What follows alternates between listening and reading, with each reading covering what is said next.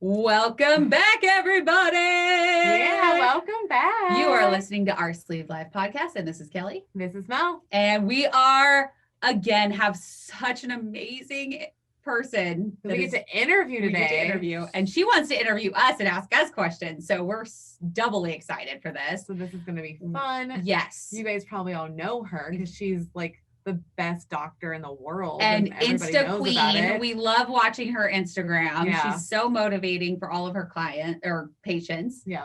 And so we have Dr. Dovec in the studio over Zoom. Over Zoom. One of these days we'll have it in person. But yes, I have to meet you in person. Yes. Oh, so I want to. Thank you guys. What an introduction. Wow. I hope you up to it. And for all of you out there listening, we're going to give you guys some really great insider tips. Yes. We just went live on Instagram and we got so many questions. Yeah. And I think one of the biggest questions we had was stalls. Yeah, we saw that all up in there. Yes. I think people get very concerned. And I was the same. I was very concerned. And my stalls were like 2 days. Let's be honest. Oh yeah, I was like, I almost wanted to slap her. I was like, "What are you doing?" Like, yeah, I'm like, I'm in a stall, and she's like, "For how long?" And I'm like, "I don't know, like 2 days." Well, that's not a fucking stall. No, like, that's not. How about months? Yes. How about a year? Yes. Been there, done that. So, can you explain to us what a stall is? What causes a stall? How do we break a stall? Those are all, I think, questions that most people ask. Yeah. Absolutely. Absolutely. Stalls, listen, everybody, are undoubtedly going to happen to you. So what happens is your body is always trying to find a new set point. So sometimes you'll have surgery, you'll step on the scale the next day, you're down 13 pounds overnight. And it's like, wow. And then guess what? Ladies, typically the first month after surgery, you can expect to lose between 10 to 15 pounds total. So you might not lose another pound for the next 29 days. And you just will get frustrated. You don't understand it, but you have to understand that your body's trying to figure it out. You're never going to lose weight every single day. It's just going to just level out at some point. And sometimes it's going to happen earlier than you want it to.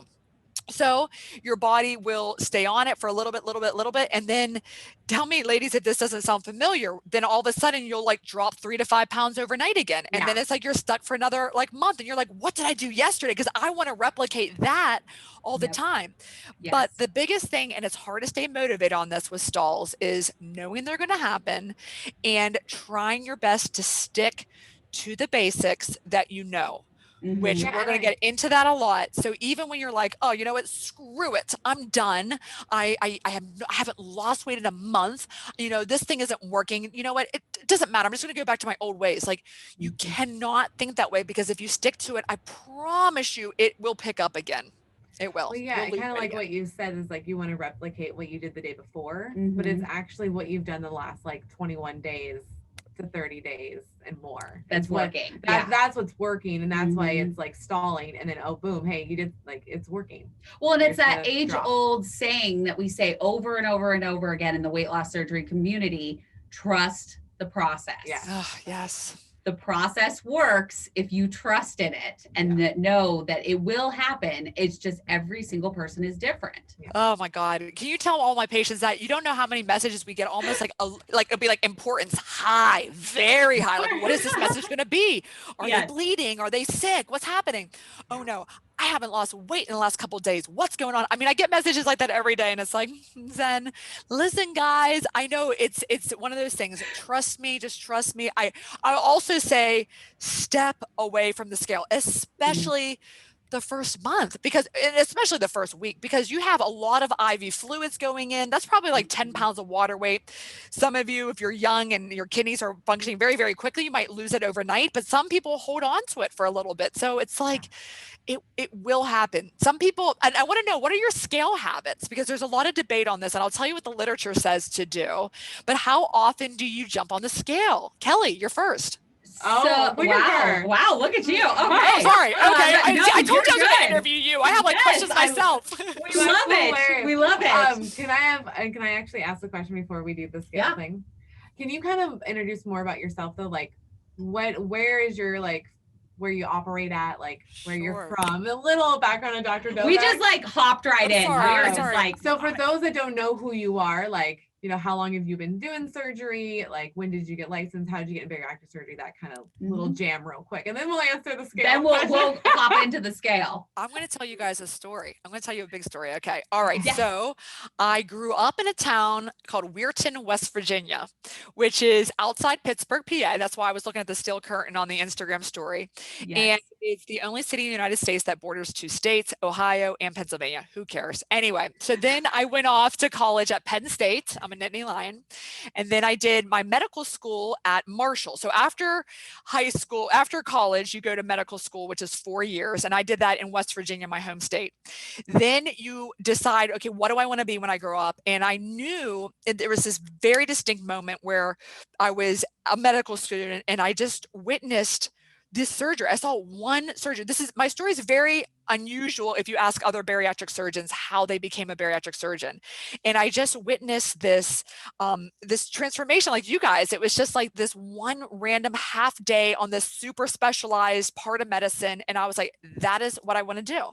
I've loved nutrition. I was a nutrition major in college. So I'm a nutritionist. I'm not a registered dietitian, but so they don't like that because I didn't do the 1 year RD thing. But anyway, I saw it. I loved it. And so I went through 5 painful years of general surgery residency. I am a general surgeon by trade just to get to the point where I could do my fellowship, which was a 1 year additional training to be a bariatric surgeon. I did that at Vanderbilt. It was an amazing experience. Dang, girl. Yeah, that's a lot of It's work. a lot. 14 years past high school is what it takes to do 2 surgeries. I do the same thing over and over, and it took me 14 years to learn how to do it. Wow. Well, I mean, I get that. I mean, you are opening people up, so That I is mean, Little impressive. incisions, little incisions. I'm Little just incisions. I'm slipping in with the camera. I'm not opening them up. I hope to God not, but Oh, anyway, true, yes. You're like, we just want it to be quick and easy. Yes. Like, let's just. I do. Yeah. I like boring. I like it where I do a surgery and I have such a muscle memory with my tech who hands me the instrument. So over my right shoulder, she puts them on my hand on it, and we're not talking about the surgery. Right. I think you guys, I wish, maybe we can. We should do a podcast live from the OR because you would see like, I know, you would be shocked to see how like I could talk to you like this and I could do an operation, but talk to you just like this. I know you probably don't believe it, but it's because I have such muscle memory. So I sew and I'm talking to you. I can walk and talk like I put on my Instagram stories the other day. Oh my God. Can we totally we want to do that? Let's do it. Okay. We are going to plan You're doing that with us. Do it. With us only. We can do With it. us only. You're not allowed to do it with anybody You're getting else. exclusivity right now? All right. That's fine. Yes. Let's do it. Exclusive rights just to our Sleeved Life podcast. Just so we can do this one thing. Yes. Yes. I love it. So how many surgeries have you done, do you think? Yeah. So I've done about between 3,700 and 3,800 gastric bypasses or sleeve gastrectomy or revisions since I started. I'm north of Baltimore right now, and I started there a little over 8 years ago. So my first big girl job is the one I'm at now. Okay. I'm in a little town called Towson, Maryland. And, I'm always looking to do different things. We are 100% virtual. I don't know if you guys knew that. Since March 30th with this pandemic, we went 100% virtual. We only do telemedicine. So that's been very different, unique, and amazing for our practice. It's allowed patients of even bigger sizes or busy. We're all busy. I don't know. Like I meet people like right now, like this feels very intimate. And this is how I meet my patients now in their own turf, their own space. So they're a little bit more raw and they're more, they might get a little bit more emotional, which I think is very, very important. Like you have to hit almost like a rock bottom type of feeling to be like, all right, I don't like the way I feel. I never want to feel this again.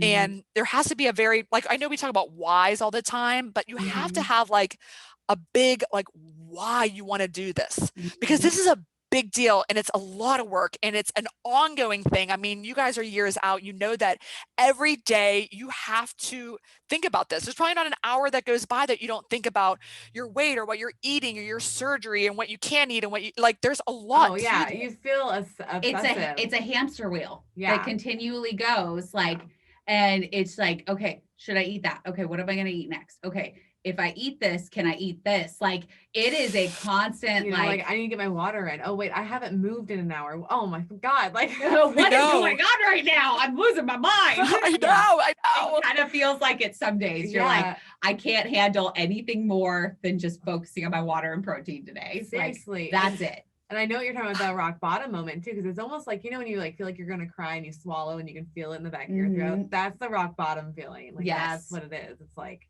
all right, we need to stop like being unhealthy. This is a problem. Well, and I think it also is a thing, like, because our generation is so, like, we take pictures of everything, right? Yeah. We're on Instagram, we're on Facebook, like, we have constant social media in our faces. And so we take a lot of photos. Yeah. And I think now it's even more present because you're looking at photos of yourself and you're saying, whoa, what happened? Yeah, you can see it now. Yeah. Because, you know, back in my parents' ages, like, they really didn't have a camera. No. You had to like go get a little camera and then you had to like go to Walgreens Yep. and get your photos. And you would never go and pick them up. You never pick them up. They sat there for months or years. Yeah. Like, it is funny because Walgreens, by the way, will keep them forever. I once picked up one 2 years old, long time ago. Oh, that's funny. Yeah, it's ridiculous. Oh, and fun fact. What's actually funny and funnier was I wasn't even picking up those. I was picking up ones and I forgot about those. And they're like, you might want to take these. That's funny. The one in Kaiser. Yeah. Oh, that's funny. It's great. Okay. So yeah, it's just like, you know, our parents didn't get to see themselves all the time. So you just got to get older naturally and not have like, oh, you might want to check your health. Like, yeah, because that was my why moment. Like, I remember very distinctly going to a vineyard for my little sister's birthday. And I took photos with my soon to be ex, and I was like, I turned the camera around because I was so excited because I was all dressed up. And like, I was basically bedridden before I had surgery. So it was a big deal that I did my hair and I got dressed and I put on makeup. Yeah. And so I was so excited and I turned the camera around and I was like, oh my, am I that big? So in your head, you had a different. In my head, I thought that like they were going to be these like fantastic photos, which they were, but it wasn't me. It wasn't what you saw though. No, I was like, how have I gained this much weight? And that was the moment that I was like, I have to do something and I have to do something now.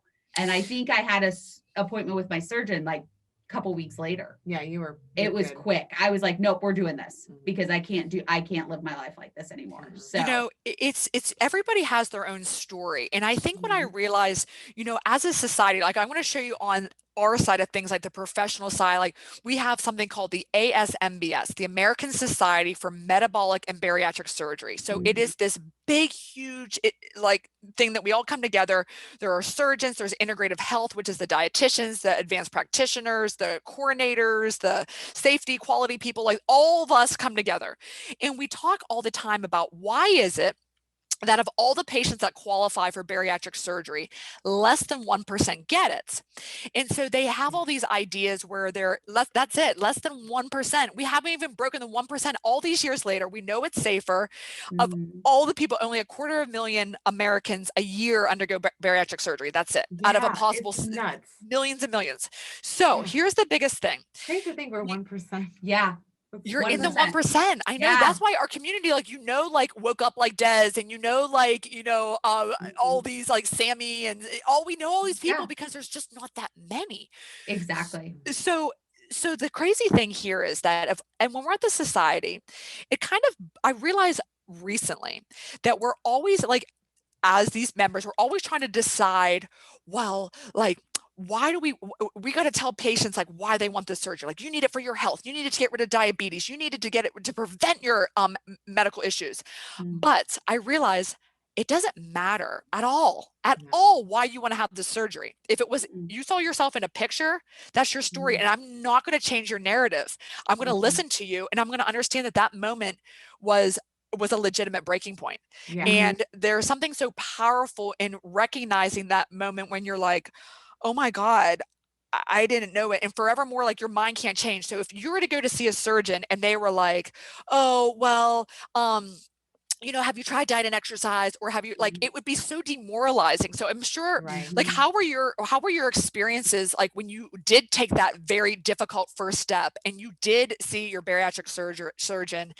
How was that first meeting? What was that like? I remember going in and I was so unsure because of all of my autoimmune diseases. I was like, I don't even know if this is a possibility. Yeah. Like, I don't even know if I can do this. And I remember going in and I was so incredibly nervous. And I was like, I don't want to do this, but I know I need to do this. And I remember my surgeon walking in and it was just like immediate, like, comfortability. Like she was like you. She didn't try to change my narrative. She didn't try to talk me out of it. She was like, okay, what have you done in the past? Okay, this is what we can do. These are your options. Here's your giant binder. Yeah, the binder. Yes. And I love the binder because I actually went through and, like, highlighted things and Post-it noted my questions because I wanted all of my questions answered. And so I knew what I was going into. I love that. I did not want mystery. Yeah. And yours was pretty easy too, right?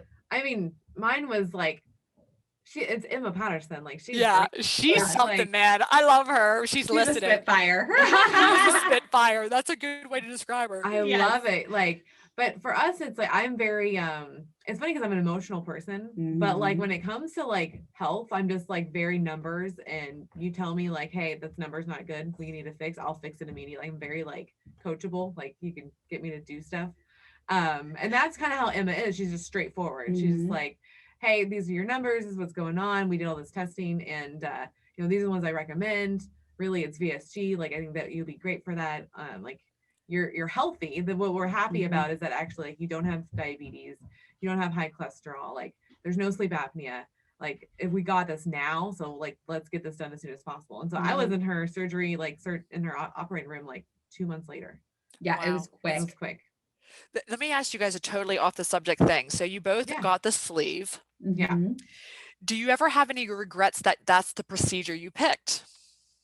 No. I think that it was the perfect one for me. Perfect. Awesome. Yeah.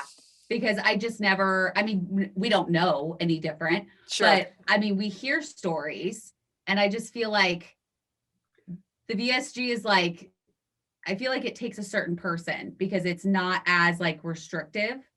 So you can still have certain things. And so you have to have your own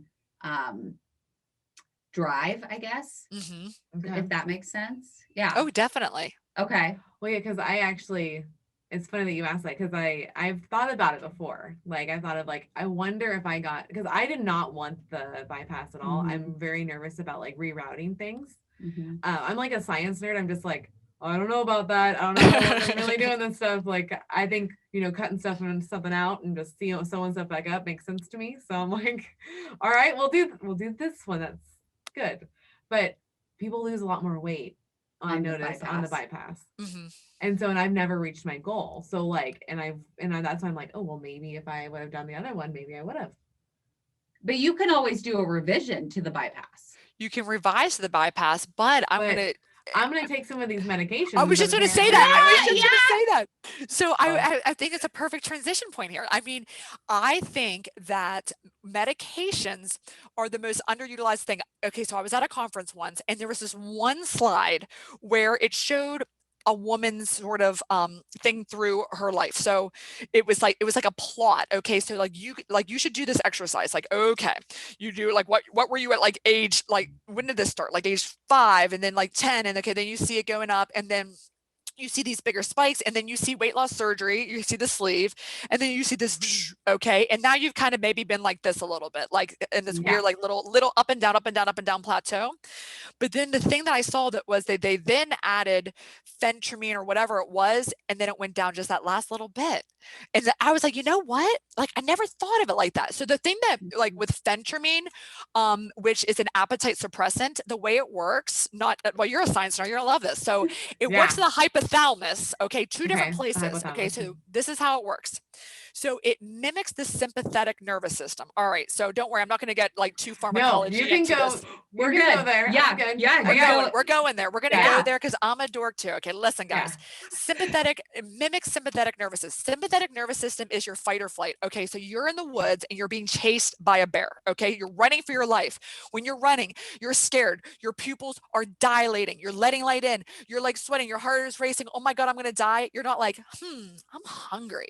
That's how it works. Okay. So you're like, all right, this is working. Okay. So, but there's like a fine line. You don't want so much that you're like up all night, like you're like, like super scared, but you also don't want so little that you're like, I'm hungry again. Okay. So there's this whole thing. So it works the hypothalamus two different ways. And this is how it works. The first is it gives you inhibition. So you know what you're supposed to do. Like you guys could, I don't even need to be here. Like you guys could write the book on your protein, your 3 meals a day, your fluids. I see your new trackers. Those are super cute. I love those. Right? Thank you. Thank you, Hannah. Yeah, Hannah. That was amazing. She does it for us. She's awesome. Yeah, she's super cute. That was so cute. So you guys know all this, but then you find yourselves, why am I not doing it? Why am I eating this bag of chips? Why am I taking a bite of this? Like, why? So the phentermine helps you to stop that. Okay. That's one thing. The second thing it does, you know how we always read, and you probably have tried one. I mean, we all have, where there is a pouch reset. Like you're trying so hard to go back to that feeling in the beginning where you had like a sip of fluid and you're like, oh my God, I'm stuffed. And now you're like, I can eat so much more. Well, the phentermine after, I sound like a drug rep, but anyway, I'm not. So the phentermine after the surgery, like if you haven't used it after, if you use it before, erase that from your mind. Think about it after as a tool to help reset your tool, because it's going to give you the feeling of fullness with less amounts of food. So I am I'm super into it. And I also do super low dose. I actually have people take a normal adult size dose of 37.5, and I actually have them cut into a quarter, because I have them play my little tiny stomachs that you still have. Your stomach did not stretch, it's still small, but I have you take a very, very, very, very, very small dose. I take you have a tablet and cut it into a quarter. So, and that works out beautifully. What are is there any side effects from that? So there could be, yes. So the side effects, because it's mimicking the sympathetic nervous system, it could be things like dry mouth. So that's the biggest complaint we get. It can also increase your heart rate. So with a very low dose, it's typically doesn't have that many side effects, but I do want, if you do go on this, you should know your baseline of your pulse, and you can either check that with like an Apple Watch or Fitbit, or just put your fingers here or here. You should know your pulse, and you should also know your blood pressure. So if you have uncontrolled blood pressure, even with medication, you can't take it. But if you, let's say you're on lisinopril or something for your blood pressure and it's controlled, then you can take it. And there's a few other things, like again, it dilates your pupils, so you could have light sensitivity, like especially if you have lighter eyes, you might have to wear sunglasses outside. It does give you that feeling of, it promotes vaginal contractions and ejaculation, so it does promote orgasm, so it can definitely change your sex drive. There we go. I know, I'm making this sound really great. It can give you constipation though, which can be a big deal. It slows down the stomach's activity. It slows down the activity of the colon, the small intestines. So that means constipation, but that also means you feel fuller with less amounts. So it can work there too. So that's just the phentermine. Because like Emma prescribed me metformin for a little bit, and not a fan. That killed me. It was making you really nauseous. So nauseous. It was like, it was literally, and I get constipated, and then it'd be like, I've never felt like this before. It was like, this like daggers just going through the bottom layers of my stomach. Awful. I was like, what is going on in my intestines right now? Like something is happening. And I only got to that point when I was getting up to like the higher doses, because you're stacking. And yes. Higher levels, so I just stopped taking them. She said that I could. So I was like, you definitely stop it. Metformin isn't, I mean, if you're a diabetic, you might see a couple pounds lost or something, but honestly, metformin is not going to give you a lot of weight loss. Yeah. And I'm not a diabetic at all. So I wouldn't go there. Okay. No. So there's so many, that's not even on the class. How do you spell what you're talking about? I actually meet with Emma next week. Ask her. Tell her that Betsy. She'll know exactly who I am. We talk all the time. We on Instagram randomly. So bariatric surgeons behind the scenes are talking on DMs. There we go. We're sending each other. I love it. It's so funny. That's awesome. So this one is called phentermine. PHENTERI. M-I-N-E, phentermine, something like that. Oh my gosh, I think I spelled it wrong. But anyway, I only missed 2 letters. Google will get us there. I only missed 2 letters. That's pretty impressive. Thank you. Good job. Smarty pants over there, you two. Oh my God. So talking about like the stomach, so you had said we don't stretch our pouches. Like because I feel like there's mixed. Like, I feel like I have. That's the only thing. So explain to us. Yes, this is so controversial. Okay, so I'm going to tell you that most surgeons will say that you can do some stretching. I actually do not think that you can stretch the stomach. Okay, and here's where I get off of this from. So maybe you guys had this too. I used to do a study where on post-op day 1, so you have the surgery, the day after, you'll go to radiology and you'll drink contrast. It's called an upper GI swallow study where we can watch the contrast go down. The whole purpose of the study was to see, is there any extravasation or leakage of the contrast from where it's supposed to be out? Oh, okay. So we realized we never found a leak, knock on wood. It was just sort of like making people nauseous, have like explosive diarrhea. It was awful. And so we stopped that. Yeah. So thank you. Yes, you're welcome. Most of us have stopped it. I'm sure Emma has stopped it too.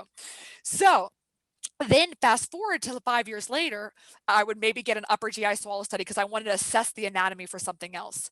To me, when I looked at the upper GI from day 1 to the upper GI 5 years post-op, it looks exactly the same. It's not that your stomach all of a sudden has this big, huge amount of like contrast filling it up or anything like that. So I feel that if you're like, that cannot be because I can eat so much more now, like she is wrong. I'm living with this. I know this.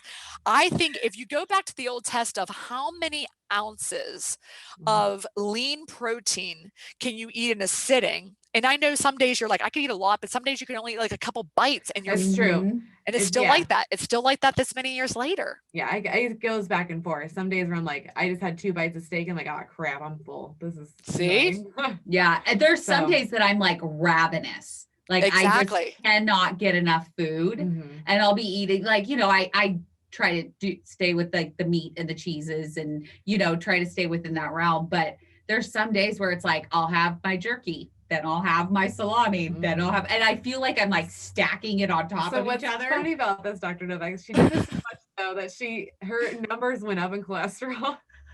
So she had to like get some more like vegetables and stuff. Yeah, because I was so like, when I heard protein, I was like, okay, that's all I could eat. Yeah. So I literally like, I didn't have vegetables for probably months. Yeah. Because I just ate protein. Yeah. I fruits or I ate cheese and meats. Yep. That was my diet. It was so funny. Yeah.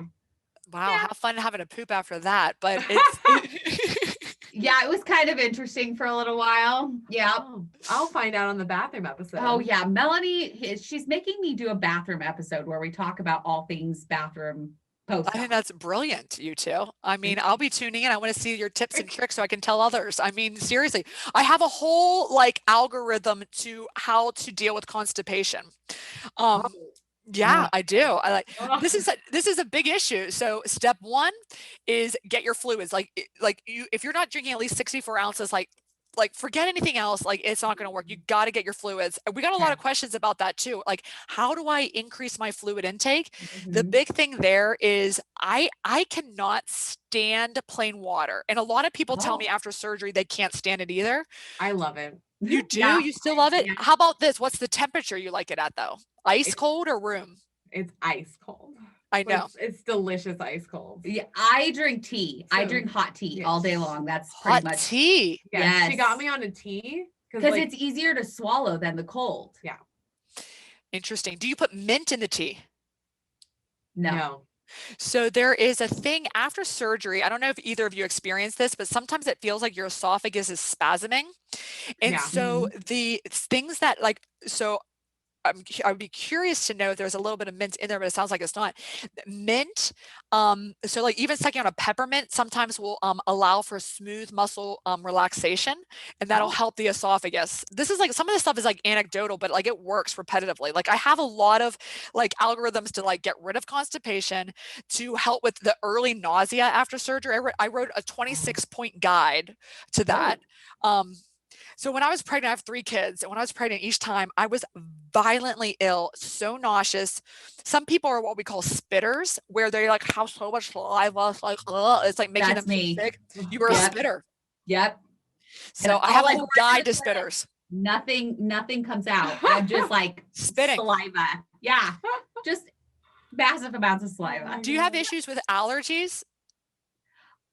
Well, she gets sinus infections. I get sinus infections a lot. So, do you notice that you're like almost spitting more with those sinus infections? Yeah. Okay, so the big thing there is we always try to like dry that up as much as possible. So we'll like use like Claritin and Flonase combo if someone has just so much saliva. Like we try to dry it up. So even like early post-op, like people walk around with the thing and just spit in it all the time. In the shower, you're spitting in the shower constantly. Like, wow. by speaking your language, maybe. Yeah. Yeah, I know.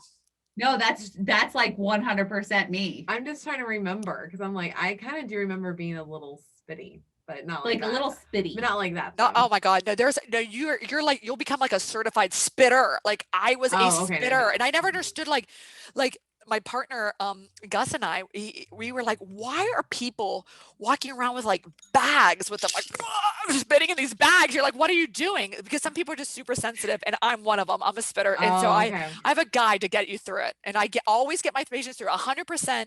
We'll get through it, but you have to like fake it till you make it a little bit. So that's a whole nother podcast too. Yeah, what's the constipation. Oh, back to the constipation. Yeah. Okay, so step 1 is get your fluids in. So for me, I like to like, sometimes I'll use this stuff. It's sugar-free. It's called Motive Pure.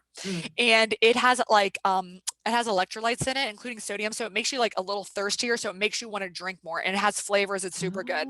I'll add Propel, that's sugar-free. I'll do like Vitamin Water Zero or Gatorade Zero or Propel Zero, anything like that, sugar-free, fine. Okay, so get your fluids in. Absolutely, first and foremost. Second, all the over-the-counter remedies for constipation are all safe and non-habit forming. I have had this verified by several GI specialists. So step 1 is Miralax, and you should take Miralax every night because it's longer. It takes longer for the onset, so that means you'll go to sleep, and then when you wake up in the morning, you'll be ready to poop. Okay. So if Miralax doesn't work, and you should just add that. It's no big deal. It's like a spoonful of like the powder, and you just add it to all the fluids you should be drinking anyway. And it's flavorless. Like it's flavorless. You don't even know it's there. I mean, it kind of like looks clumpy. Sometimes like the texture's a little weird, so I'm not gonna, but for the most part, it's not bad. I mean, it's not bad at all. I just put it in my coffee or my tea. Like I just dump it in there. Perfect. Like, mix it around, and then you don't even know it's there. Oh, okay. Exactly. Yeah. Then I need to get through that. So, so Miralax every night. Okay. Dulcolax. Now, Dulcolax, you can either just swallow it. You can do Dulcolax chews. They're similar to the calcium citrate chews. You can do a Dulcolax suppository if you feel like it's stuck. It just won't come out down below. And so Dulcolax also perfect, but you'll do that one in the morning because it's within like an hour you're pooping. So you don't like, you got to time that bad boy out a little bit so that you're not up in the middle of the night and then it's in the morning. Okay. This is now, if those two things aren't working, I'm going to tell you something that's pretty much going to work and it's still over the counter. So you don't have to get a prescription. And that is Smooth Move Tea. It has senna in it, and this stuff will clean you out. So if you're a tea lover, you'll love this stuff. I think it's gross, but how aggressive is it though? It's aggressive. I mean, at this point, if you're on to like step 4 of my process, you got to get a little bit aggressive at this point. Okay. So how soon am I in the bathroom with this tea? It's going to happen it's so funny. Like my patients all the time, we have a secret support group on Facebook. Somebody just wrote yesterday, they had this hilarious like meme of, I think it's from the Bridesmaids or something, like pooping in the sink. Yeah. And they're like, there ain't nothing smooth about the Smooth Move Tea that they're always talking about. But it's not that rough, but I mean, there's a lot of funny memes about Smooth Move Tea, so that's a good one. Now, you should probably be next to a bathroom though, for like it's not that bad. It's not that bad. It's true. Okay, I've taken it before. Like, like 30 real minutes, world evidence. within an hour or so. So it's also a morning one. You don't want to take it at night because you're gonna be like woke up like eyes wide open, like the emoji, bling, like eyes bulging out of your head. You know, like you running for the bathroom. Running for the bathroom. Just poop, take a shower, and then go on with your day. Yes, exactly. Yeah, I mean, I don't think you're gonna need a shower. It's not that kind of a poop, but I mean, you might actually. I don't know. I don't know. I always feel dirty after I poop. Yeah, I know. You might need to use the shower then if it's like this, or well, you can imagine different methods to clean yourself. Okay, so there's that. So I mean, this is taking a turn. You ladies are pulling it out of me. Okay, so now let's talk about the consistency of your poop. Now, if it is hard, you should add Colace. It's an over-the-counter stool softener. Very good, but it ain't gonna do anything for you to poop. It's not going to help you to poop. It just helps if it's really hard. Okay. Now, if your poops are like low quantity, like it's like, just like not getting it all out, then you need to bulk up your stools, and you'll bulk them up with more fiber, either like you were saying from your diet. You can do that with fruits and vegetables, more fiber, or you can add Metamucil or Benefiber, and that will help you to go too a little bit. So there's a lot of things there. Benefiber is also tasteless, right? Like, it is, but it's also a little clumpy. Yeah. Okay. All right. I was just thinking like add your Miralax, add your Benefiber. Now, Metamucil has an orange flavor, and I think it's actually pretty decent. It's going to look gross. So if anyone sees you drinking with like these little things like floating around, clumping around, my husband's like, "What are you doing?" I'm like, "Don't worry about it. I have to do this. Mind your business. Mind your business about what I'm drinking." Okay. Yeah. So those are the best. Now, listen, if all those things don't work, sometimes still it won't work. Then you need to see. Actually, I would say you need to see a gastroenterologist. You should probably have a colonoscopy. Yeah, when do we call a doctor? Well, I can help as a bariatric surgeon and as just a medical doctor or physician. I can get you through all that I just did. Now, if you feel like I have been taking Smooth Move tea and Dulcolax and enemas, I'm giving myself suppositories and taking stuff by mouth and nothing is working, at that point, I think you need to see a gastroenterologist for a colonoscopy. You just got to be on the safe side because there's something wrong with this level of severe constipation. And then if everything is deemed to be normal, then they might have to prescribe you something. And I do not prescribe because that's something I just feel like is a specialty, even though it seems weird, it is. And I wouldn't if you have irritable bowel, they might prescribe something like Linzess. If it's really bad, they might even need you to do a bowel prep to help clean you out. Like there's a lot of different things. So it can get serious. Wow. It can get very, very, it's a big deal. And if you ever see a lot of blood in your stool, like when you wipe, it's not just seeming to be like hemorrhoids or something, or like a little tear from a hard stool. If you see blood that's never normal. So another PSA here, a public service announcement is that, you could have a polyp, or you could have even a cancer, and we know that can happen at young ages sometimes. It's unlikely, it's rare, but that's always a warning sign that you should be paying attention to. And when you're 45, I know you two are way younger than that, but when you're 45 years old, that is when you start with your screening colonoscopies. They've changed it. It used to be 50, it's now 45, so that's important.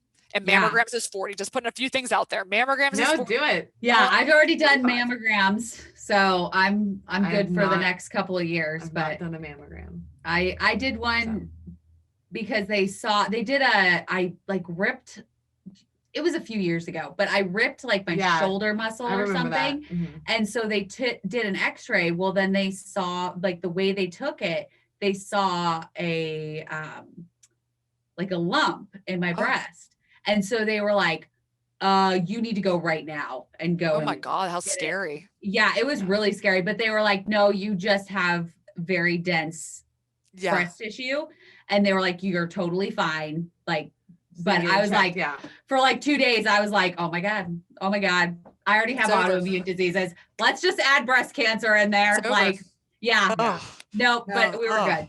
We were good. So yeah, I was like, I definitely say keep up on that at least. I think that's a big thing about like follow-up with the surgery is like making sure you still go is a big deal. Yes, definitely. So so at our program, and I'm sure every program is probably similar to the timing of this, but we have patients and again, we're all virtual, which is sort of, it might seem weird, but it's actually very good. We have them virtually do a video visit at 1 week, 8 weeks, 6 months, and then 1 year. So after 1 year, every year we want to see you.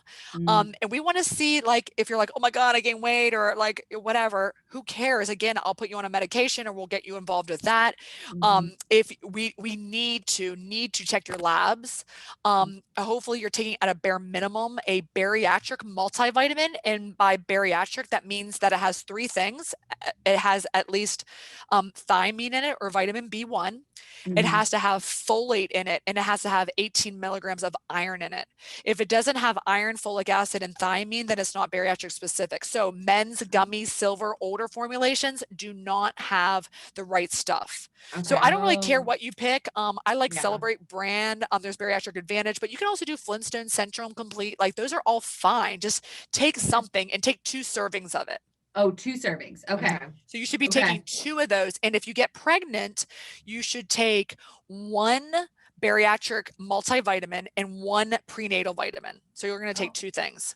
Okay. Interesting. We like the ProCare vitamins. We found those are amazing. And I just started their pill form of their bariatric one, and I actually really like it. Oh, good. So their calcium chews are amazing. Oh, that's the key, because calcium. So another thing about calcium has to be citrate, not carbonate, not phosphate, not gluconate. It's calcium citrate.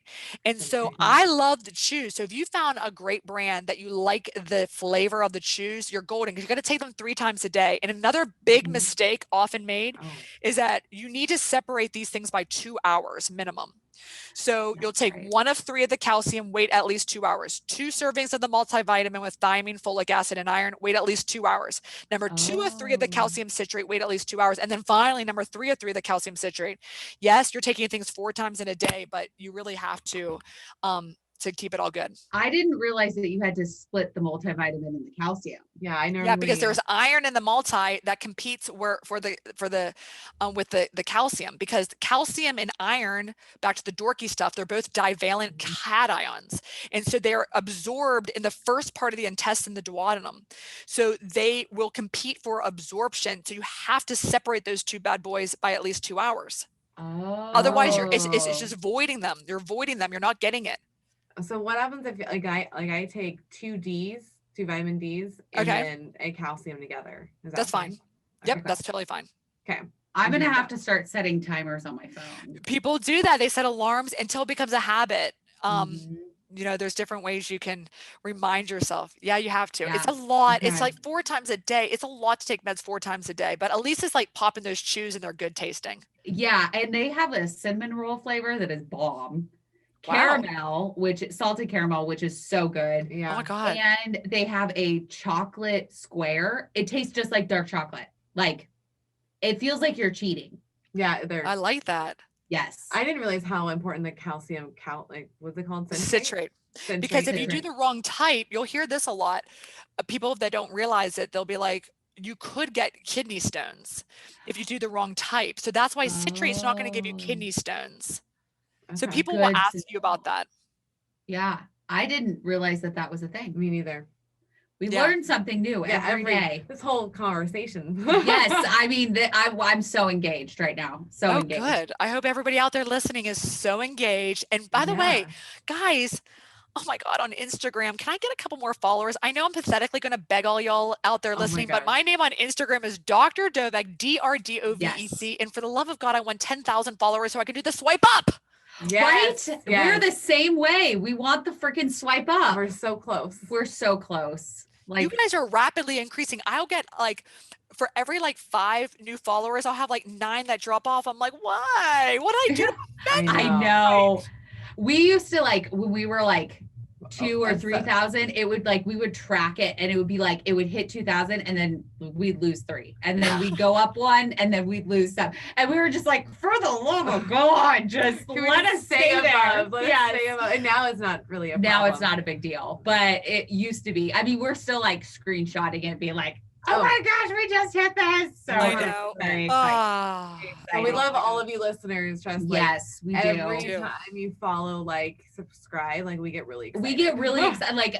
we're weird. We're big weirdos. Oh, We're I'm like, weird too then. we're like, oh my gosh, this person followed us. Like we get so excited. So yeah, like, and we get excited when people like agree to be on the podcast because like we were just like, oh my gosh, Dr. Dovec said that you would be on. Oh my God. Yeah, I was so excited. I mean, I'm a didn't know that bariatric was surgeon. This is one of like the biggest accomplishments of my life is this Instagram page and these podcast invites. I'm so like, this is fun. bigger than like graduating medical school. Yes, it's so fun though. Like being able to like connect with people that are not in your like immediate circle, and that's what we love. And we get different stories. And like this whole podcast, we had no idea half the stuff that you're saying. So we're like, yes, we get all this information. Well, that's my like biggest deal. Like I'm all about like accurate information. And so I'm like, okay, well, how do we get that to these people as much as possible? Because I didn't do the awesome research that Kelly did. Like I literally was just like, it was like, hey, we got you. We're going to do this day. All right, I'll be there. Like I saw all my people. I hit all the things they wanted me to get, but I did not go further than what they told me to do. So, and the community wasn't as big 5 years ago, almost 6 years ago now. So like, this is a whole new world of like, oh, there's support here. Like this is crazy. Yes. And I started my Instagram page before I had surgery. So my personal or my weight loss surgery page, not the podcast page. And so I already was a part of this kind of community, not like totally active like we are now. Right. But Melanie had no clue. She had no clue that there's this whole other community that would give you nonstop support. Seriously, nonstop support. And then I didn't know I could talk to doctors like this. Like I didn't know like if I like messaged you, like you were actually answering me. Like that's how me. Cool is that? Like that's it's so cool. It's so fun. Yeah. And it's nice to know that this community, like the doctors really do care about us. And they want us also to get all like the correct information because we all want to make the best decision for ourselves. Well, there's so much not like inaccurate information out there. Oh, and that's God, I know. Like, stretching your pouch out and like, what's another one that they question the straw thing. That's the straw thing. Straw. Yes. Okay. So, all right. What do you guys think first before I tell you what I think? I think it's fine. Yeah. Well, look at this. I'm going to tell you what, it's absolutely fine. You are correct. It's something that like,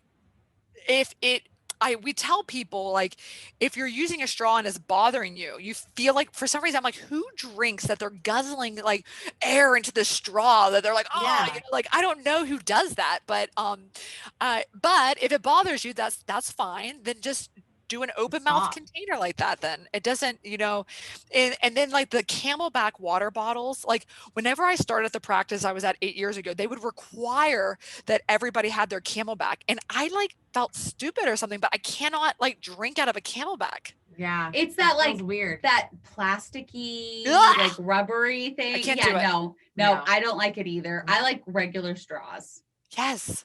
And I had like a whole system down, like, and we talk about it several times on the podcast, but I like, even from the like newly post-op, I was like, I can't not drink out of straws. So I would like take a drink, hold it in my mouth, and then slowly swallow. Oh my God. Like, this is extreme. I had a process. I laughed so hard when she told me. There's been a few times where I've like forgot and I drink really fast. And then I'm like running for the bathroom, like doing the puking, like heaving because it's too much. So it did bug you. It did bug me. So I have to I have a process of what I do. Okay. And it's just like, if I drink too fast, I just but if I'm just normally drinking, it's fine. Well, even like for me, like if I just drink too fast, period, like it's going to be a problem. Like you got to, like we're smaller stomachs. Like that's, gravity, you can only go so far. Yeah, so. Exactly. It's true. So go ahead. I was going to say, not to divert, but believe it or not, it's actually easier to drink after a gastric bypass. What? Oh. Yeah. So like, it's just easier than compared to the sleeve than to drink after a bypass. Okay.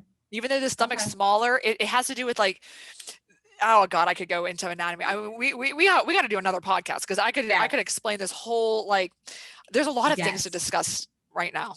There is. Yeah. Definitely. So my question is about carbonation. Yes. Because a lot of people say, okay, you can't have carbonation for the rest of your life. And then if you do, it's going to stretch your pouch out.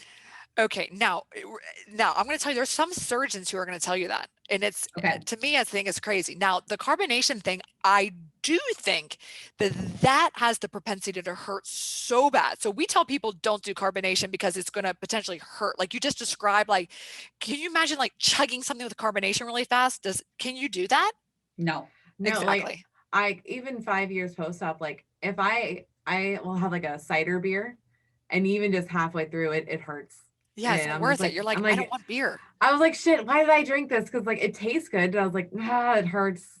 It hurts. Put it down. But if you can tolerate carbonation, it's not going to stretch your pouch out. No, I don't think anything stretches the pouch out. I really am a firm believer in that. Okay. Because I like LaCroix, the sparkling water. Go for it. And I drink it, like I'll let it sit for a little while and then I'll drink, like I'll sip on it like I would any drink. Yeah. And it doesn't really bother me. So I was like, I just want to make sure. No, you're good. You're good. Okay. Go for it. Well, I think the biggest key too is like listen to your body. Yeah. If it hurts, don't do it. Yeah. That's why I tell people all day, every day. I'm like, oh, when can I heavy lift again? Or when can I do this, that, or the other? It's just like, it's common sense. Like it really is.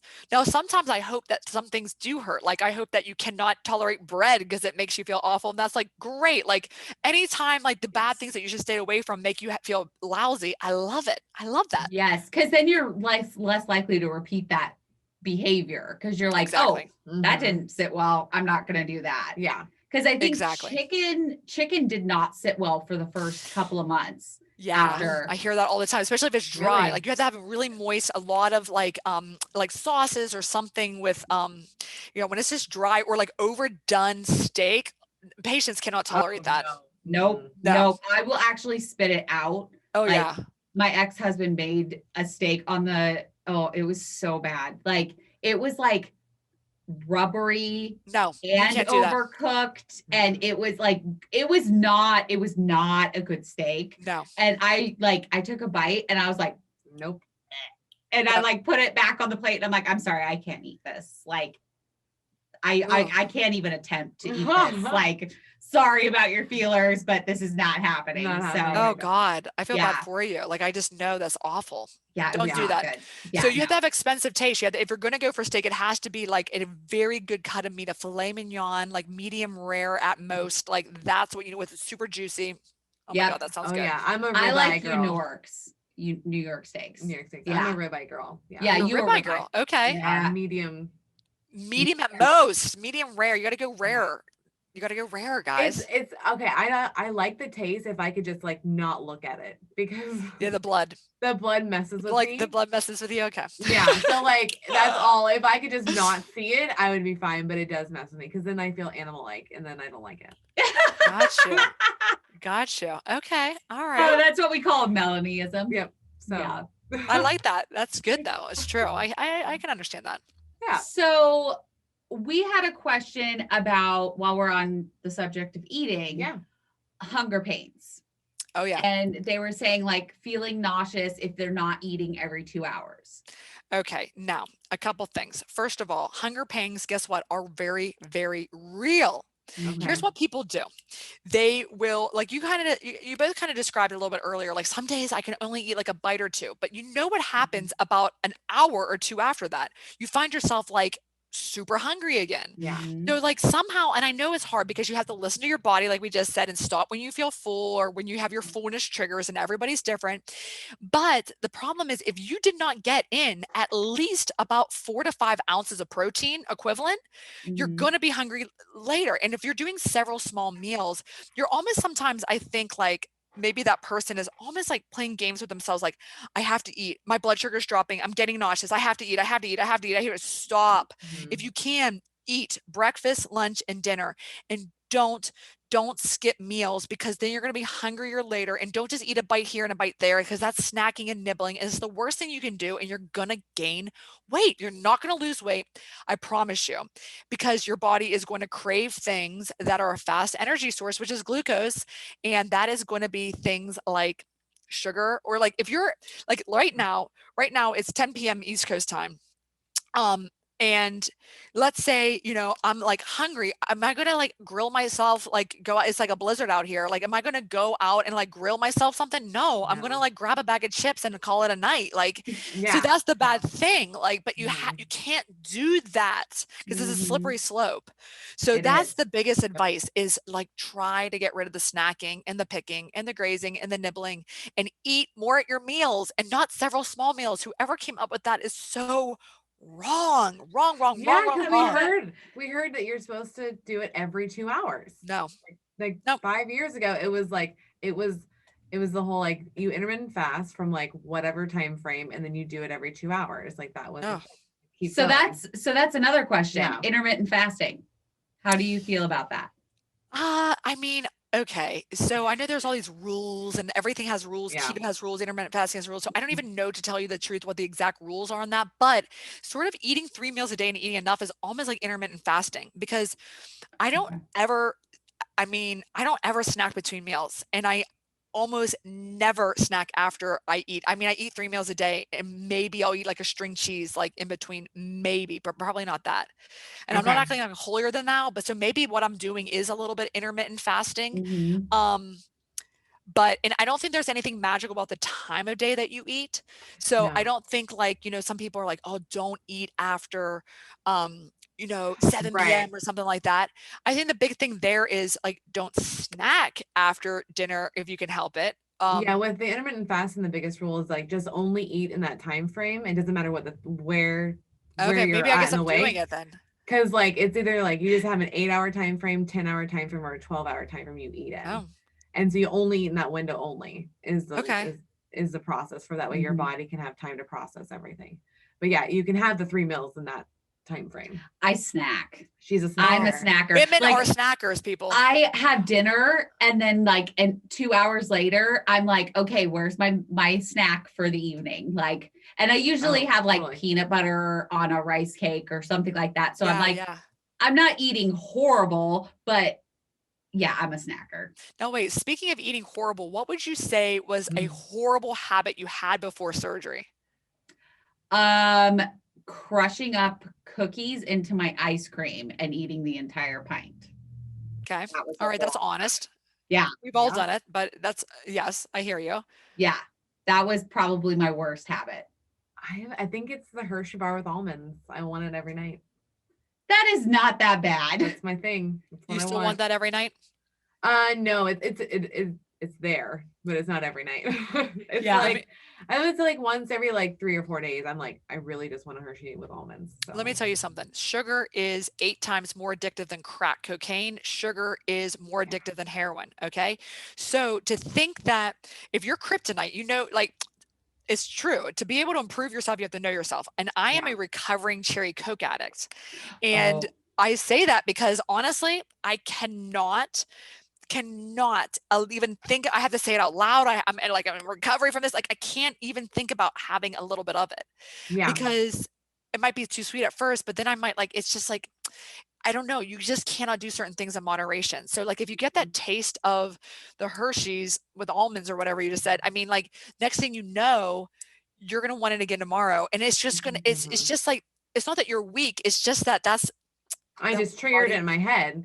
Yeah. Like I just let the light bulb go off. Oh yeah. We do like this thing. Like give it to me. Cause I straight up admit, like I'm a foodaholic. Like, this is my choice of drug apparently is sugar. Like I get it. Like it's just like any other thing. Cause it's intense. Like, and we have to have it. What's annoying is that it's in our face 24/7. You have to eat. Like you don't put a crack in a crack house. Like, but I have to be in a restaurant or in a grocery store. Yeah. So it sucks. Like, trying to make that right choice. And then I hate it when people are like, are you sure you want that? I'm like, do you not know how hard it was for me to ask for the healthy thing? And now you're asking me if I want fries or whatever with it. It's like, fuck you. Yeah. I had to make this such a hard decision and you're making me do it twice. Like, that's not fair. Like, because I mean, you don't always want to make the good decision. That's what's hard is that you don't want to. Like, I am very much an emotional eater. So right now I'm actually going through a divorce and I am like finding myself turning towards food again, like especially sweets. And I'm like, oh, this will make me feel better for this moment in time. And I bargain with myself. So it's like, even to this day, almost 2 years later, I'm still having these sugar problems, and it's only sugar. Like if I could eat cake for every meal, I totally would. Yeah. Like I love my sweets, and I've battled it, for the last 2 years. Yeah. Of saying no, no, no, no, no. And then something traumatic happens and I'm like right back. Not right back, but I feel like I'm right back in that situation. So it's like I'm constantly trying to find new ways to kind of combat that. And I know one of them's eating more protein. It really is. Like, that sounds so lame right now. Are you sure you want to do that? Oh my God, that sounds awful. Right? Because like we do like more protein. Well, we do challenges. It's protein, water, and a physical challenge every month because we have to hold ourselves accountable because we're just like normal people. Like we're not like cool people that can do this all the time. No. Water. We have to get our protein and we have to move. You have to exercise. We realize we're not getting our protein in like we used to. And I notice the days that I don't get my protein in are the days that I want sugar. Yes. It correlates. It goes hand in hand. I know. And I'm like, I did it to myself. I know. Because I did not crave sugar at all yesterday. And I had 64 grams of protein in by like 10 a.m. Like, holy crap. And it's like, there it is. Come on, light bulb moment. Like I'm having it. That was a question that one of the girls had was the amount of protein at a time. The absorption, like what's going on with that? Yeah, you really can't absorb more than like 30 grams at a time. Okay. Oh, okay. So it's not that like something's going to, if you eat 40 grams, somehow you get that in with whatever, if you do it through food, which I think is the best way to get your protein, or if you do it through a supplement or a powder or shake, whatever, bar. If you do more than that, it's not going to hurt you. It's just that your body can't absorb it. So even though you got a lot of it in and that might satisfy you and it might help with the overall day, it's better if you go for 15 to 30 grams per meal for 3 meals a day to get upwards of 70 to 90 grams is the goal. 70 to 90 grams. Okay. And then what is like I don't know if it's different for bariatric patient versus, I call them normies. People that normies. Okay. I like that. Civilians of something like that. Yeah. Normies. So like, carbs is a big deal in this world, and everybody has a different number of what they should be. Okay. What is the carb number? All right. I think I got it. Bodies. All right. So it's not total carbs, it's net carbs. Carbs. So what you're doing is you're going to look at a label and you're going to see how many total carbs are on it. So let's say 25. Like a Quest bar is a good example of this. So you'll look at that, and then what you do is you subtract out the fiber. You subtract the sugar alcohols, and then you'll get your net carbs. So like a Quest bar will have literally like 25 total carbs, but then when you subtract all those two things out, it'll end up being like 4 grams of net carbs per bar. And that's it. So you want to keep your total net carbs, less than 50 grams per day to lose weight. Okay. Now, if you want to go into maintenance mode, then you would do 100 grams of net carbs per day.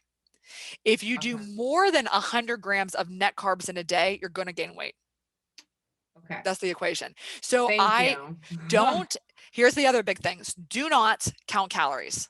If you ask me like, well, what's a good calorie number? I'd be like, I honestly don't know and I don't care. And you shouldn't either, because a calorie is not a calorie. I mean, a can of Coke is 150 calories. And so there goes that whole theory in my mind. Like, but it has 53 grams of sugar. And by the way, I think the added sugar sweet spot is 15 grams, 15. So added sugars? Added sugars. So that's not total sugar, but like added sugar, like it should be less than 15 grams total for the whole day added. For the whole day. Wow. Okay. So 50 grams net to lose, 15 grams of added sugar. You want to keep your protein above 70 to 90 grams, and you want to drink at least 64 ounces. Those are kind of like the numbers. And then when you're trying to figure out like, all right, well, like, I don't know how many grams of protein is in what I'm eating. So there's a rule of sevens. So if you look at the palm of your hand, this is about 4 ounces or so. And so every ounce of protein equals 7 grams. So the palm of the hand is about 28 grams. So if you could eat the deck of cards size, that's about 28 to 30 grams. And that's what you're supposed to do. So this equivalent 3 times a day. And so like an egg is 7 grams. So you should eat, which everyone's like shocked when I say this, you should eat 3 eggs in a meal. I know you can't do it. It's delicious. No, I used to be able to, like no other, like this whole summer. So I have chickens and that sounds good. They produce amazing freaking eggs. Like you can really tell the difference. And so like all summer I was having scrambles and there were 3 eggs. But now I don't want eggs at all. Like you kind of get sick of them. Yeah. I did. I know. Well, maybe go ahead. I was like, can you change it up, like hard-boiled eggs or like a different type, not the scramble? Right. I can do like egg bites. And then yeah. Those are good. And then every once in a while I'll do like a fried egg. But I don't like poached eggs and I don't like hard-boiled. Well, I don't like poached, but I like hard. Yeah. The smell really bothers me. I can't get over it. Egg salad sandwich. I love a good egg salad sandwich. I do too. With a little bit of dill and paprika in it. Oh, it's so my good. God. That sounds so good. Yeah, look, healthy ways of eating. Yeah. You just need and you can layer smoked salmon underneath the egg salad and it's really good. Oh, that sounds good. Okay, now what did you guys eat for dinner tonight? Well, we haven't ate yet. Yeah, I haven't eaten dinner yet. So what are you gonna eat? Oh, I'm having chili apparently. My husband came down and was like, "We're having chili tonight." So. And she's like, "All right." My mom lives with me. So she is gonna make salmon and broccoli. Perfect. Well, there you go. Washington State. It couldn't be better than salmon, right? Yeah, it's super simple. And I mean,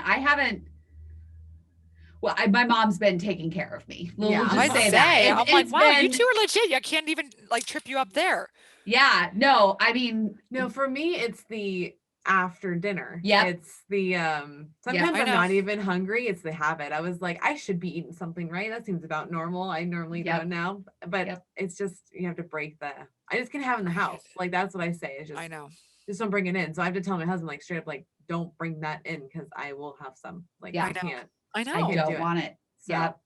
I used to be really good about not allowing certain foods into the house. And then I kind of, when I go to the store, I'm like, oh, well, maybe I can just get this one thing. And yeah. So it's really just that. It's just don't put it in the house. Like, because I'm going to have some and we need to, like, we're trying to build better habits. Yes. So I'm hoping, like, I just need to up my protein levels, obviously, because I'm only at like 40 to 50. So, there's a great book about habits. It's by a woman named Gretchen Rubin. And it's called Better Than Before. I think I might have that book. Really? So she wrote a lot. She wrote a lot about the Happiness Project. She's the author of that. And but her book on habits and her research on habits is I read it years ago, and I read it like 6 or 7 years ago, and I quote it every single day still. Oh yeah. What's your quote? There's a little bit in there about weight loss, but it's not about getting away from the sugar and all that. But that's not what it's about. It's about like any habit. It's fabulous. So you should read that. I love books like that. I love let's see here. Oh my God. Like this one I just read about Michael Jordan's trainer. It's called From Good to Great to Unstoppable, Being Relentless. Oh, that sounds right up our alley. Yeah, seriously. Yeah, you guys are relentless. I mean, you got to be a cleaner. You know what I mean? Are you a cleaner or not? I'm a cleaner. That's so funny because I actually been called the cleaner. Like, I'm the cleaner. So yeah. It's not about like cleaning. It's about okay. Yes. Getting shit done. Like just just clean it up. Done. Getting that list worked through and clear. Yeah. You guys should definitely read that. I love those types of books. Yeah, awesome. I love to read. I'm an avid reader. That's right. Oh my gosh. So, well, did you ever read the book, The Subtle Art of Not Giving in FUCK? Did you ever read that? No, but I feel like I need to. Seriously. Read it tonight. Binge it because you seem like a binge reader. Whenever I read that little fun fact about you, you read like 70 novels last month or something crazy. I probably, what was it, like over 5? We figured it out, like 5,000 books over my lifetime. Like I like reading, and like I will binge a whole book in an evening, no problem. Like unbelievable. Read this book. This book is also great. It has nothing at all to do with weight loss surgery, but everything to do with weight loss. It has everything to do with it, because I think sometimes, like, I want to just tell people, like, just don't give a fuck. Okay, just listen to me, because the thing is, like, you need to just calm down. Okay, like when you're like, oh, so obsessive about the scale to this, like, life is long. Enjoy it a little bit, not go off the rails or anything. But this book tells you, like, it just makes a lot of sense about this. You'll see, like, how it has nothing and everything to do with it all at the same time. Read that one and report back to me, please. I will. And who wrote that? Yeah. That one is by Mark. Who wrote that? You'll see it. I mean, there's only one book. The Subtle Art. It's by his name is Mark Manson. Manson. Mark Manson. Read it. I will. It has 41,000 views. Or look at this. Look how many almost stars. 41,000 things. Nice. I love that. That's amazing. Okay, I'm gonna look it up. Yeah, I have Kindle, my Kindle app, so I have unlimited Kindle. So do it. You'll love this. You'll love I'm gonna all read of it. So asking some more questions to you. Okay. One that you actually brought up on the live was like, what surgery to pick? Yes. So this is a big question. So I do the sleeve and the gastric bypass, and I know that there's a lot of other surgeries, but they're a very small percentage, like the duodenal switch you might see, the SADI, like all these other ones, but I do these two. So when you're trying to decide, a lot of times the answer is, honestly, it's bad advice, but it's like whatever one you feel more comfortable with. Like you both said, like, like it makes sense to me. It's like my anatomy is the same. I'm just removing the storage capacity of my stomach. That's the sleeve. So with the sleeve, your stomach goes from a football down to the size of a garden hose. So I'm removing 80%. So that means I'm completely removing it. I can't like put it back inside of you or go find it in a dumpster somewhere or like sew it back. Like once that 80% is gone, it's gone. So some people love that idea, but some people hate the idea of the permanence of it because it is irreversible, but you can convert or revise it to a gastric bypass. The bypass takes your stomach from the size of a football down to the size of a thumb. So your new stomach is only 5% of the size that it was. Now, I'm not removing anything. So the gastric bypass is reversible. So I am bypassing 95% of your stomach, and it's still making stomach or digestive juices that go downstream like always. Now, the route that food takes, you put it in your mouth, you swallow it, it goes in your esophagus, it goes into the thumb-sized pouch, it goes down to the small intestine. Food and drink go straight this way, the digestive juices go this way. It's called a root and Y because at the Y connection is where the juices will mix up with food. So the bypass, so because the stomach's a little smaller in it for a couple other reasons, the bypass results in typically better weight loss. Like you were kind of saying, both of you earlier, that there is about roughly, if you look at excess body weight, like if you should weigh 150, but you weigh 250, it means you have 100 pounds of excess weight. With the bypass, on average, you'll lose between 80 and 85% of that excess weight. And with the sleeve, on average, patients lose between 60 and 70% of their excess weight.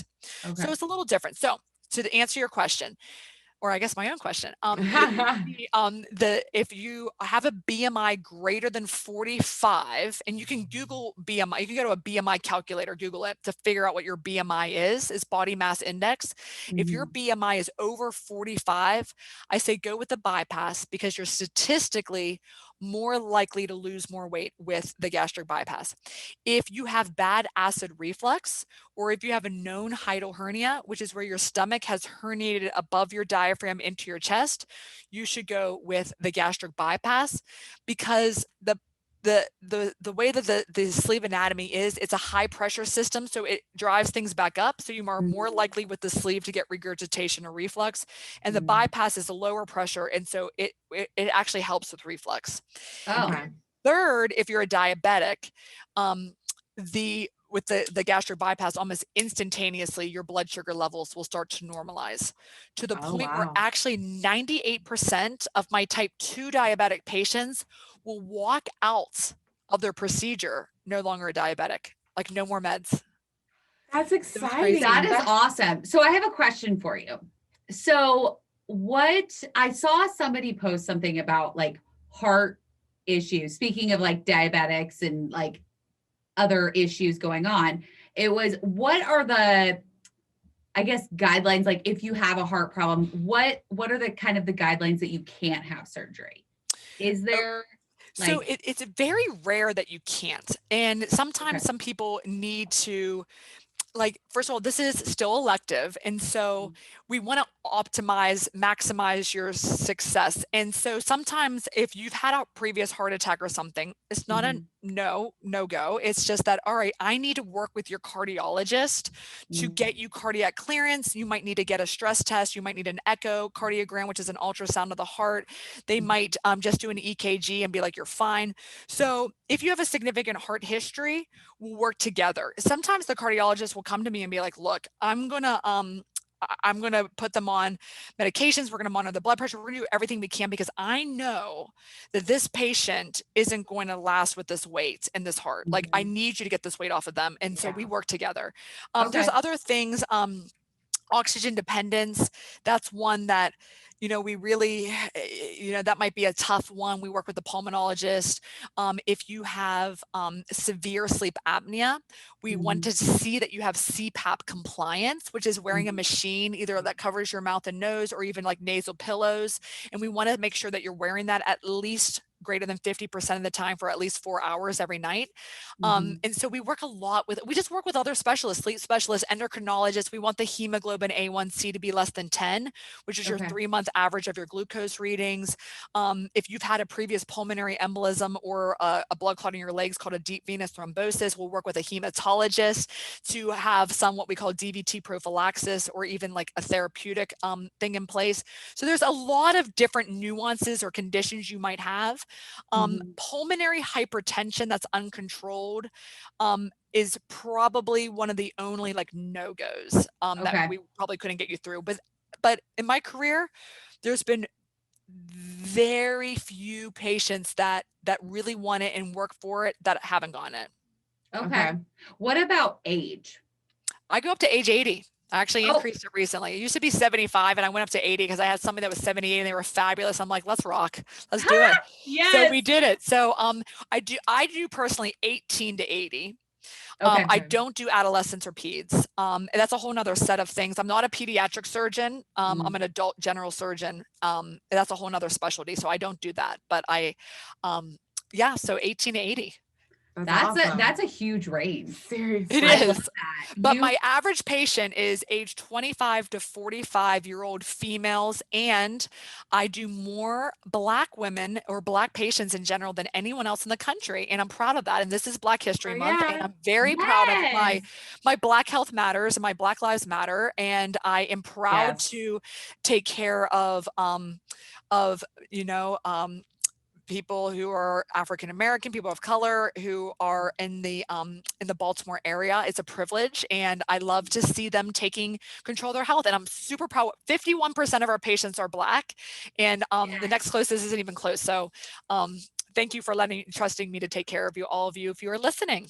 That's awesome. That is so amazing. We actually have the coolest logo. Side story. Our tattoo artist, she actually created our logo. Oh, I love it. It's like the drawing. I want them to draw me. I love that. Right? It's so fun. And so she does one for us like monthly. So if there's a holiday, she'll do like for Christmas, we had a special one. For Halloween, we had a special one. So we actually have a Juneteenth one. Yeah.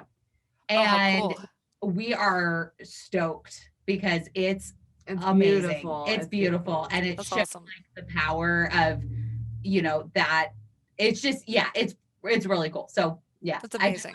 I look for that because that's the biggest deal. Like we want to be as inclusive and diverse as possible. Like everybody needs help. And it should not fucking matter what you look like. It shouldn't matter what age you are, what race you are, who you love, like none of that. It does not matter. Yeah. We want it to be as like a family environment. That's what we want, is that you feel like you can come to us with any questions that you have. And if we don't know the answer, we'll find it out. we'll seek it out. This is why we want to exactly. Well, I'm a proud member of a secret support group on Facebook group called Black Girls Get Sleep Too. And this group has like 10, 20,000 Black women on there. And oh my God, it is so fun. You guys got to join that and tell them like, listen, no, seriously, come listen to our podcast. Like we know all about this. Like the things they talk about. Oh my God, it's so awesome. You got to do this. There's a whole other thing out there. There's like, we already are kind of like underground with our like, bariatric surgery kind of thing. And then there's this whole other layer of like minorities who are sharing their experiences with it and like teaming together about their own personal maybe issues with hair or like hypertrophy or like keloid scars. And like, there's a lot of different considerations for different like, ethnicities and things. So it's interesting. I like that. That's really cool. I didn't know we can join something like that. Yeah. So. Oh God, yeah. There's tons of secret support groups. Oh yeah. Well, they let me in. I don't know. I'm like an honorary member of the thing. I don't know. They put me into it, and I love it. You're helping everyone out on your side. Exactly. So what? I'm trying to think of what else there's so many. There's so much. How are you feeling? I think we should divide it up because I feel like people are going to fade, and we have so much good content. Like I don't know how you guys are, if you guys are still with us at this 90-minute mark, God love you. I'm enjoying it. I mean, it's going so fast for me, but I think we should do this again. Like, I think this is fabulous. We have so much content. I could keep talking to you forever. I want people to fade on us. Yes. Okay. So let's cut it off here. Yeah. And then we will get you on the books, and we will do a part 2. Yes. And a part 3 if we need to. Is this a series? Are you gonna have to like doodle me into this like little thing with you guys? I think we might have to. It'd be like Our Sleep Life Presents with Dr. Dovec. Yeah, exactly. I know. I gotta get you guys into the OR. I'm figuring out how to do that too. Yeah, we'll sign whatever you need to sign. Yep, exactly. We'll sign whatever needs to happen. We want to come and we want to watch a surgery. We've always wanted to. As a kid, I used to want to be an obstetrician, and I've always wanted to watch a surgery in person. Okay. And I didn't know that I ever could. The only reason why I didn't go to school for that was because like we don't have money. Like I come from a very poor background, so like that was not going to be on the table for me. So I just like, business, here we go. Like I'll just I have my bachelor's, so I have my degree, but it's like just not what I really wanted to do. And we're both not squeamish at all. Like wow. Well, I'm gonna take you right in there. I can eat through any horror movie. It's ridiculous. Well, I don't do the whole horror movie thing. Like that's true, that freaks me out. Like it's not like the blood and guts like that I can handle. It's the scary. The actual jump scare. I can't do the scary movies. Yeah, I can't either. Like I can't do that either. But I can operate on you. I can take your stomach out. Yeah, watch this. Yes. Yeah, exactly. Exactly. All right. Well, thank you so much. Oh my God. Thank you guys for this platform. This is fun. This is good. This is really, you guys are doing great stuff. You guys are naturals. I hope somebody major really picks you guys up. Seriously. They will. Just keep at it. But we're here for the long haul. Yep. We're not going anywhere. Yep. We're here forever. So you guys, people, you're just going to deal with us. Yeah. Yeah. Pretty much. We can't wait to tour and meet everybody, and it's going to be so fun. So much fun. All right. Well, amazing. We'll talk soon. The series has begun. Here we go. Yes. Episode 1 Thank done. you. We're so excited. Yes. Thank you guys. All right. Bye everybody. Bye. Thanks for listening. All right. See you guys. Bye.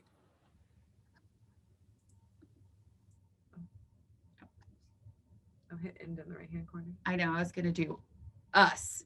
So that we have the end. I always do this. She always wants to be like, all right, we're done. Done. Like, whoop. Okay. So that was the best.